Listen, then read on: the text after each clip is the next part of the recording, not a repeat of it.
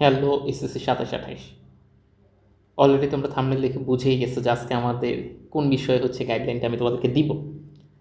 আজকের বিষয়টা সবচেয়ে কমেন্ট বক্সে বেশি পাওয়া যায় যে ভাইয়া ফিজিক্সটা নিয়ে একটু কিছু বল, ফিজিক্সটা না সহজে বুঝতে পারি না।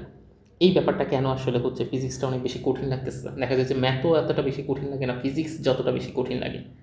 তো এই ব্যাপারটা নিয়ে আসলে হচ্ছে আমি তোমাদেরকে আগে বলি যে কেন হচ্ছে তোমাদের এই ব্যাপারটা এত জটিল লাগে।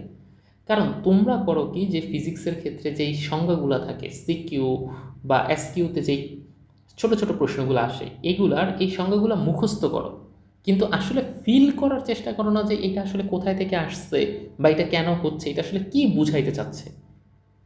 বুঝাইতে পারলাম তো কথাটা? তোমরা ফিল না করে শুধুমাত্র ওই মুখস্থ বিদ্যার দিকে বেশি ফোকাসে থাকো। এখন যখন একটা বিষয় ফিল না করে ওই মুখস্থ বিদ্যা তো আর অনেক দিন থাকবে না, কিন্তু ফিজিক্স তো হচ্ছে পুরোটা বুঝার বিষয়।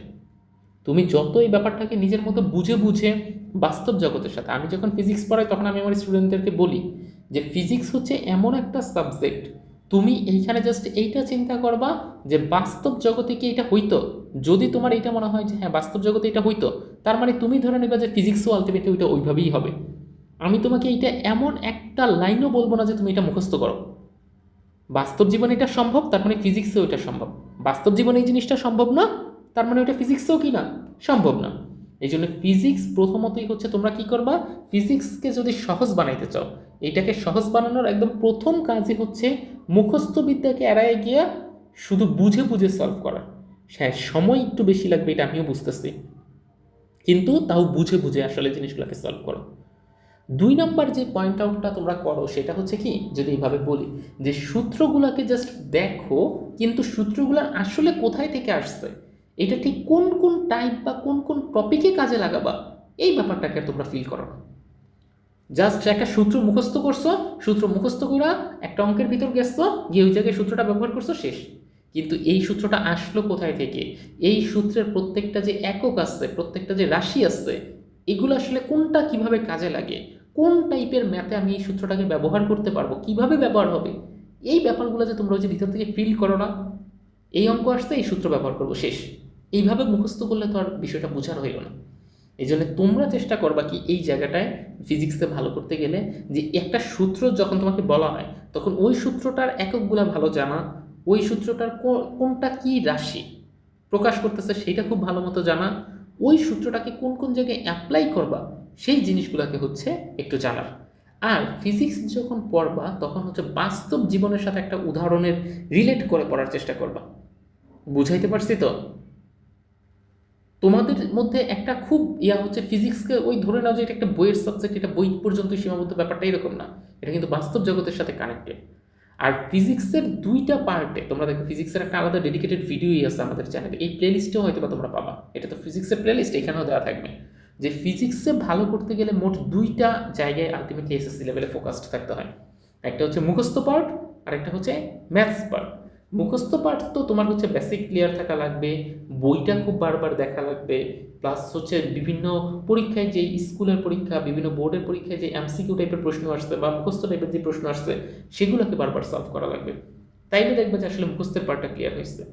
আর ফিজিক্সের ম্যাথ পার্টে ভালো করার টেকনিক একটাই, সূত্রগুলা ভালো মতো জানা, সূত্রের কোনটা কোথায় অ্যাপ্লাই হয়েছে সেইটা ভালো মতো জানা, আর এক অঙ্ক বারবার করা, প্লাস হচ্ছে নতুন অঙ্ক যদি কখনো সামনে পড়ে ওই অঙ্কটা কিভাবে সলভ করা যাবে এইটা হচ্ছে একটু বোঝা।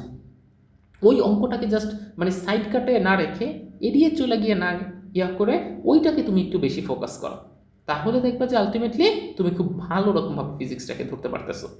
এবং এই 9-10-এর ফিজিক্সটা কিন্তু খুব বেশি কঠিন না, কিন্তু ফিজিক্সের সূত্রগুলোর ওই অ্যাপ্লিকেশনগুলোই কঠিন, কোন সূত্র কোথায় ব্যবহার হবে, কোনটাকে কিভাবে করব, কোনটার একক কিভাবে আসবে, এই জায়গাগুলোকে একটু আলাদা ফোকাস করে দেখো, তাইলে দেখবে যে আহামরি কি হচ্ছে না, আর কঠিন লাগতেছে না।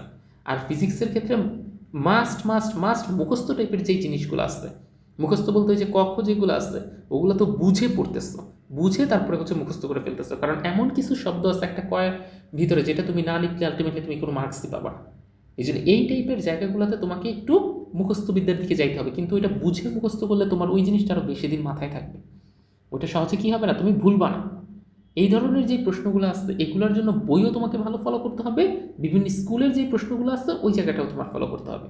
স্কুলের প্রশ্নগুলো তুমি গাইড বই, টেস্ট পেপার সব জায়গায় পেয়েই যাবে।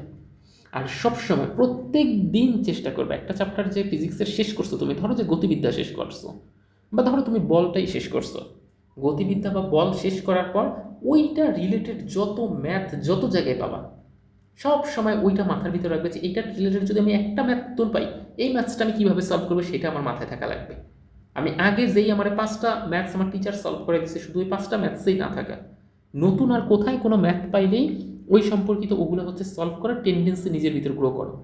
আমাদের সময় আমরা এরকম করতাম, যেমন আজকে আমি বাসায় একটা নতুন ম্যাথ পাইছি, তখন এই ম্যাথসটা আমি আমার অন্য বন্ধুকে নিয়ে দিতাম, ও পাইলে ও আবার আমাকে এনে দিত, এইভাবে হচ্ছে আমরা করতাম। আর ওই ম্যাথসগুলো যখন অ্যাপ্লাই করবা সূত্রের মাধ্যমে, তখন হচ্ছে একটু বুঝে বুঝে অ্যাপ্লাই করার চেষ্টা করবা। আগে হচ্ছে যে উদ্দীপকটা উপরে দেওয়া থাকবে, উদ্দীপকটা ভালো মতো পড়বা, উদ্দীপকটা পড়ার পরে তারপরে খুব সুন্দর মতো তোমার মাথা কি বলতেছে, এইখানে কোন সূত্রটা অ্যাপ্লাই হবে এইটা আলটিমেটলি বোঝার চেষ্টা করবা। প্রথম দিকে ভুল করো, ভুল করেই মানুষ শিখবে। একটা উদ্দীপক পড়ার পরে সাথে সাথে উত্তরটা দেখে ফেলো না, আগে তুমি চিন্তা করো যে আমি হইলে এখানে কোন সূত্রটা অ্যাপ্লাই করতাম, ওইভাবে করে দেখো যে উত্তরটা মিলছে কিনা। যদি দেখো উত্তর মিলে নাই, তখন তুমি সমাধানটা দেখো, সমাধানটা দেখার পরে আলটিমেটলি দেখো যে তোমার কোথায় ভুল গেছে, তুমি কেন এইভাবে চিন্তা করছো আর ওরা কেন এইভাবে চিন্তা করছে। এই জন্য সবচেয়ে ফিজিক্সে ভালো করার জন্য সবচেয়ে মূল বা বেসিক টার্গেটই থাকতে হবে তোমাকে এইটা, যে সবচেয়ে বেশি কি সলভ করতে হবে, ম্যাথ সলভের দিকে হচ্ছে তোমাকে ফোকাস থাকতে হবে। এবং এই ম্যাথ সলভ শুধুমাত্র সপ্তাহে একদিন না, সপ্তাহে প্রতিদিন অন্তত 1.5 ঘন্টার জন্য তোমাকে হচ্ছে ফিজিক্সের এই ম্যাথগুলো সলভ করতে হবে। এবং আগের দিনের যে ম্যাথগুলো করছো সেগুলোকে আবার হচ্ছে রিভিশনের পার্টে রাখতে হবে।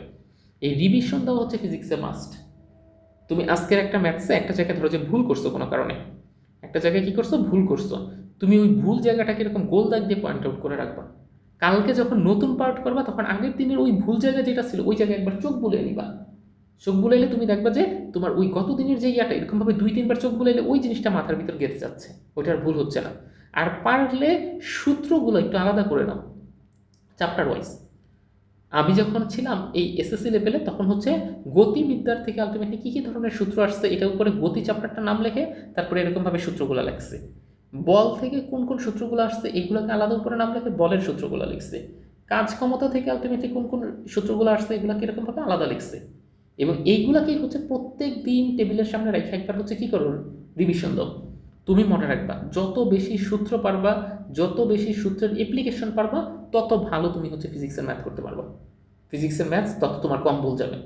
এই জন্য আগে সূত্রের দিকে খুব বেশি ফোকাস থাকো, তারপরে যত বেশি ম্যাথস পাও এটা চর্চা করো, বিগত টেস্ট পেপার থেকে অথবা হচ্ছে গাইড বই থেকে অথবা অন্য কোনো সোর্স থেকে, যে কোনো একটা জায়গা থেকে তুমি এটা প্র্যাকটিস করো ম্যাথগুলো।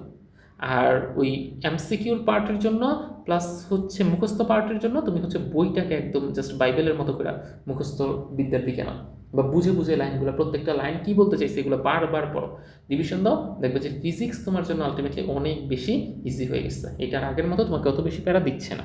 তারপরেও যদি তোমার কোনো সমস্যা থাকে সেটা তুমি আমাদেরকে জানাইতে পারো, ওই জায়গায় ডেডিকেটেডলি আমরা তোমাকে ভিডিও দিয়ে তারপরে হচ্ছে সহায়তা করার চেষ্টা করব। ধন্যবাদ সবাই।